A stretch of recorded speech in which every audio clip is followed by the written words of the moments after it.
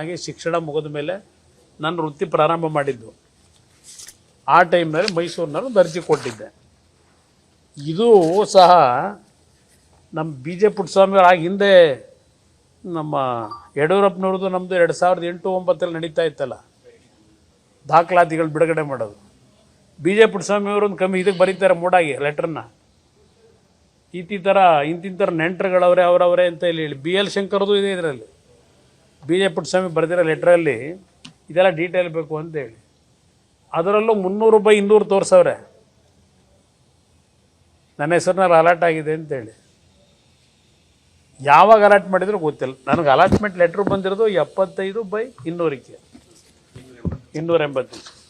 ಇಲ್ಲಿ 300-200 ತೋರಿಸ್ಕೊಂಡವ್ರು. ಇಲ್ಲಿ B J Puttaswamy ಅವ್ರು ಲೆಟ್ರ್ ತಗೊಟ್ಟು ಡೀಟೈಲ್ ಬೇಕು ಯಾರ್ಯಾರ ಹೆಸರಲ್ಲ ಎಷ್ಟೆಷ್ಟು ಸೈಟ್ ತಗೊಂಡವ್ರೆ ಅಂತೇಳಿ ಬಿ ಜೆ ಪುಟ್ಟಸ್ವಾಮಿಯವರಾಗ ನಮ್ಮ ಯಡಿಯೂರಪ್ಪನವರ ಪೊಲಿಟಿಕಲ್ ಸೆಕ್ರೆಟರಿ. ಇದು ಆಗಲಿಂದಲೂ ನಡೀತಾ ಇದೆ ಪಾಪ.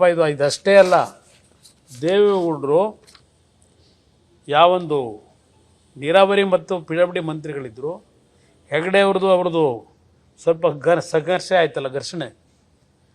ಆಗಲಿಂದಲೂ ಒಂದು CID ಎನ್ಕ್ವೈರಿ ಮತ್ತು ಲೋಕಾಯುಕ್ತ ಎನ್ಕ್ವೈರಿ ನಡೀತು ಈ ಮೈಸೂರಿನ ಸೈಟ್ನ ಹಗರಣ ಅಂತ ಹೇಳಿ.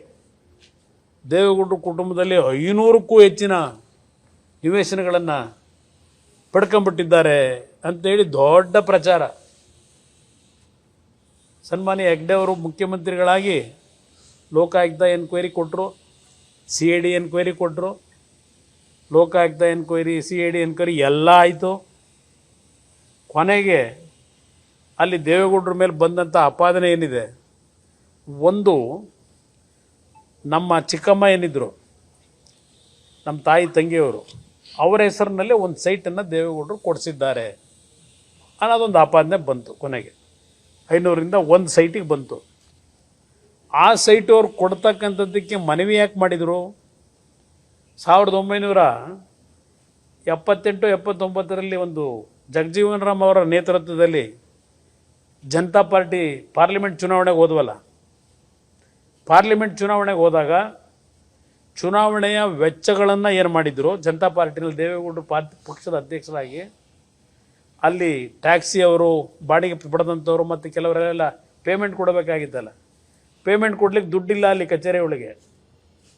ಯಾವ ಮಹಾನುಭಾವರು ಬಂದು ದುಡ್ಡು ಕೊಡಲಿಲ್ಲ. ಆಗ ನಮ್ಮ ಚಿಕ್ಕಮ್ಮವರೇನಿದ್ದರು ಅವರ ಮನೆ ಏನಿತ್ತು, ಮನೆ ಮಾರಾಟ ಮಾಡಿಸಿ ಆ ದುಡ್ಡಿನಿಂದ ಅವತ್ತು ಪಕ್ಷದ ಖರ್ಚು ವೆಚ್ಚಗಳು ಏನಿತ್ತು ಸಾಲ ತೀರಿಸಿದ್ರು.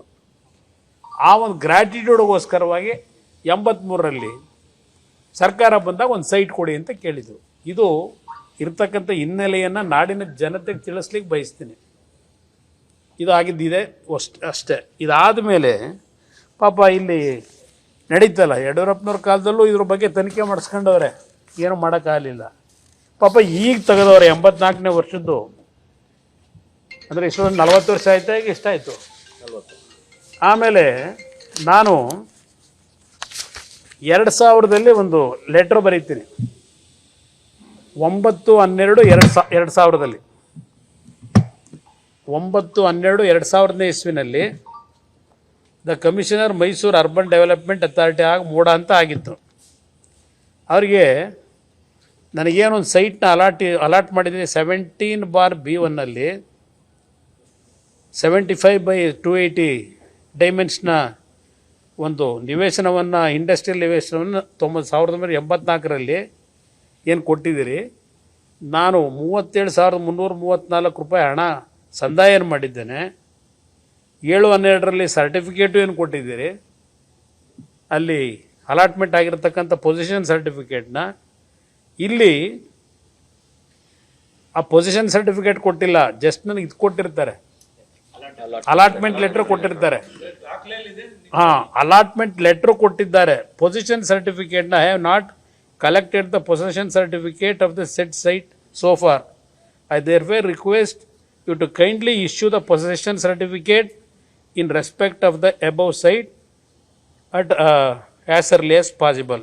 Thanking you. ಇದು 2000ನೇ ಇಸ್ವಿಲಿ ಪತ್ರ ಬರೆದಿದ್ದಾನೆ. 37,000 ರೂಪಾಯಿ ಕಟ್ಟಿದ್ದೀನಿ ದುಡ್ಡನ್ನ, ಆಯಿತಾ. ಆಮೇಲಿಂದ 2017ರಲ್ಲಿ ಮತ್ತು ಇನ್ನೊಂದು ಪತ್ರ ಬರೆದಿದೆ 2017ರಲ್ಲಿ.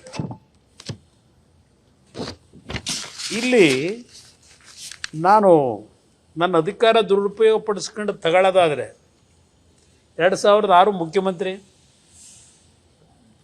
2006 2007 ನಾನು ಈ ಸೈಟ್ ತಗೊಳಕ್ಕಾಗ್ತಿರ್ಲಿಲ್ವಾ? ಒಂದು ಕರೆ ಮಾಡಿ, ಯಾಕ್ರಪ್ಪ ನನಗೆ ಹಿಂಗೆ ದೋಖ ಹಾಕಿದ್ದೀರಿ? ಈಗೇನು ಹೇಳ್ತಾವ್ರಲ್ಲ, ಅಯ್ಯೋ ನಮ್ಮ ಜಮೀನು, ನನ್ನ ಹೆಂಡತಿ ಹೆಸರಿರೋ ಜಮೀನು ಇವತ್ತು 62 ಕೋಟಿನೋ 92 ಕೋಟಿನೋ ಕೊಟ್ಬಿಡ್ಲಿ ಇದ್ರ ವ್ಯಾಲ್ಯೂ ಅಂತಾರೆ ಅಲ್ವೇ? ಪಾಪ ಬೈರ್ತಿ ಸುರೇಶ್ಗೂ ಕೇಳಲಿಕ್ಕೆ ಬಯಸ್ತೀನಿ, ಪಾಪ ಇದನ್ನು ಡಾಕ್ಯುಮೆಂಟ್ ಬಿಟ್ಟಿದ್ದೀರಪ್ಪ, ಇದೆಲ್ಲ ತೆಗೆದುಬಿಟ್ರೆ ಬ್ರಹ್ಮಾಂಡ ಇದೆ. ಬೆಂಗಳೂರು ನಗರದಲ್ಲಿ ಎಲ್ಲ ಕಡೆ ಮಾಡಿದ್ದೀರಲ್ಲ, ಎಲ್ಲೆಲ್ಲಿದ್ದ ಯಾವ ಬ್ಯಾಕ್ಗ್ರೌಂಡಲ್ಲಿ ಬಂದಿದ್ದೀರಿ, ಏನೇನು ಮಾಡಿದ್ದೀರಿ, ತೆಗೆದುಬಿಟ್ಟು ಬ್ರಹ್ಮಾಂಡ. ಇದು ಈಗ ನನ್ನ ಮೇಲೆ ನೀವು ಕೊಟ್ಕೊಂಡಿದ್ದೀರಿ. 2015ರಲ್ಲೇ ಒಂದು ಲೆಟ್ರ್ ಕೊಟ್ಟಿದ್ದೀನಿ, 25/2/2017ರಲ್ಲಿ ಇನ್ನೊಂದು ಲೆಟ್ರ್ ಕೊಟ್ಟೆ. ಅದು ಇದು ಕೊಡ್ತಿರಲಿಲ್ಲ. ನಮ್ಮ ಮನೆ ಬರುವು ಇವೆಲ್ಲ ಈ ಪಕ್ಷ ಕಟ್ಟಕ್ಕೆ ಇವೆಲ್ಲ ಏಕಾಂಗಿಯಾಗಿ ನಮ್ಮ ಹೋರಾಟ ಇತ್ತಲ್ಲ, ಸಾಲ ಮಾಡ್ಕೊಂಡಿದ್ವಲ್ಲ, ಅದ್ರ ಮೇಲೆ ನಮ್ಮ ಸಾರಾ ಮಹೇಶು ನನಗೆ ಏನಣ್ಣ ಎಂತೆಂಥವ್ರು ಸುಳ್ಳು ದಾಖಲೆ ಕೊಟ್ಕೊಂಡು ಮಾಡ್ಕೊತಾರೆ, ನೀನು ಬರಬೇಕಾದ ನ್ಯಾಯವಾಗಿ ತಗೊಂಡಿಲ್ವಲ್ಲ ಅಂದರು. ಅವ್ರ ಹಿಂಸೆಗೋಸ್ಕರವಾಗಿ ಅವತ್ತು ಅರ್ಜಿ ಕೊಟ್ಟೆ. ಇದರ ಅದು ಕೊಡ್ತಿರಲಿಲ್ಲ, ಅವ್ರಿಗೋಸ್ಕರ ಕೊಟ್ಟೆ. ಅವ್ರು ಹಿಂಸೆ ಮಾಡಿ ತಗೊಂಡು ಹೋಗಿದ್ದು. ಇದು ನನಗೆ ಧರ್ಮ ಕೊಡ್ತಾರ? ಪಾಪ ಇಲ್ಲಿ ಏನೇನು ಮಾಡ್ಕೊಂಡವ್ರು, ಇಲ್ಲಿ ನಾನು ಲೆಟ್ರು ತಗೊಂಡ್ರಲ್ಲ, ಇದೆಂಥದ್ದು ಪಾಪ ಇವತ್ತಿನಂತೂ ವಿರೋಧ ಪಕ್ಷದ ನಾಯಕರುಗಳಿಗೆ ನಿವೇಶನ ಹಂಚಿಕೆ ಮಾಡಿರುವ ವಿವರಗಳು ಅಂತ ಏನೋ ಇದು ಬೇರೆ ಏನೋ ಬಿಟ್ಕೊಂಡವ್ರೆ ಇವತ್ತು. ಇದು ದೊಡ್ಡ ಘನಧಾರಿ ಪತ್ರಿಕಾಗೋಷ್ಠಿ ಮುಖ್ಯಮಂತ್ರಿಗಳದು, ದೊಡ್ಡ ಸಾಧನೆ. ಇಲ್ಲೆಲ್ಲ ಇದೆಯಲ್ಲ ಮಂಜೂರಾತಿ ಹೆಸರು ಕುಮಾರಸ್ವಾಮಿ, ಇದೆಲ್ಲ ಒಂದೇನೋ ಯಾವುದೋ ರಿಲೀಸ್ ಮಾಡೋರಲ್ಲ, ಏನಿದೆ ಇದರಲ್ಲಿ? ಇರ್ತಾನೆ, ಅದು ಹೇಳ್ತೀವಿ. ಬದಲಿ ನಿವೇಶನ ಮಂಜೂರಾತಿ ಪತ್ರ ಇನ್ನೂ ನೀಡಿರುವುದಿಲ್ಲ. ಬದಲಿ ನಿವೇಶನ ಇವತ್ತವರೆಗೂ ಕೊಟ್ಟಿಲ್ಲ. 40 ವರ್ಷ ಆಗಿದೆ, 37,000 ರೂಪಾಯಿ ದುಡ್ಡು ಕಟ್ಟಿ CIT 40 ವರ್ಷ ಆಗಿದೆ. ಇನ್ನೂ ಯಾವ ಪರಿಸ್ಥಿತಿಲಿ ಇಟ್ಟಿದ್ದೀರಿ? ಇಲ್ಲಿ ಇದೆಂಥದ್ದು ಮೈಸೂರು ಮೂಡಾದಲ್ಲೇ ನಗರಾಭಿವೃದ್ಧಿ ಪ್ರಾಧಿಕಾರ ನಡೆಸೋರಲ್ಲ ಮೀಟಿಂಗ್ಗಳು,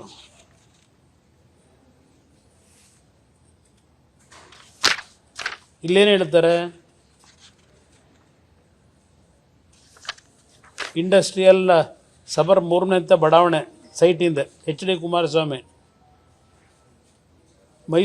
ಜಯಲಕ್ಷ್ಮೀಪುರ ಮೈಸೂರು ಸೌತ್ ಬಡಾವಣೆಯಲ್ಲಿ ಕೈಗಾರಿಕಾ ಉದ್ದೇಶ ಅರ್ಜಿ ಸಲ್ಲಿಸಿದ್ದು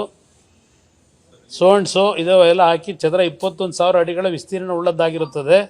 ಸದರಿ ನಿವೇಶನ ಮಂಜೂರಾತಿ ಪತ್ರ ಪಡೆದು ನಿವೇಶನದ ಪೂರ್ಣ ಹಣವನ್ನು ಸಂದಾಯ ಮಾಡಿದ್ದು 85ರಲ್ಲಿ ನಿವೇಶನಕ್ಕೆ ಕರಾರು ಪತ್ರ ನೀಡಲಾಗಿರುತ್ತದೆ.